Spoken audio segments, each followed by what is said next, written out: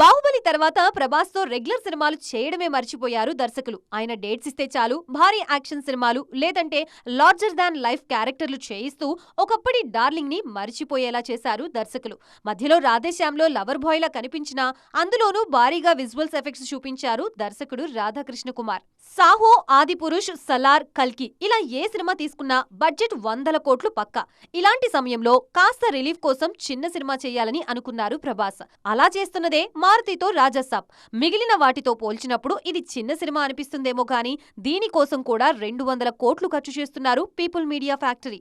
మంచి రోజులొచ్చాయి, పక్కా commercial flop అయినా మారుతిపై నమ్మకంతో రాజాసాబ్ చేస్తున్నారు ప్రభాస్. తనకిచ్చిన ఆఫర్ ని వాడుకుంటూ ప్రభాస్ ని నెవర్ బిఫోర్ అవతార్ లో చూపిస్తున్నారు ఈ దర్శకుడు.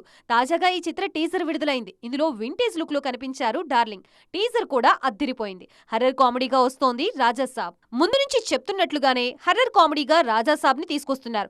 విజువల్స్ పరంగానూ అద్దిరిపోయింది రాజాసాబ్. రిలీజ్ డేట్ కూడా మరోసారి లాక్ చేశారు మేకర్స్. 2025 డిసెంబర్ 5న విడుదల కానుంది ఈ చిత్రం. ఇప్పటికే రాజాసాబ్ షూట్ 70% పూర్తయింది.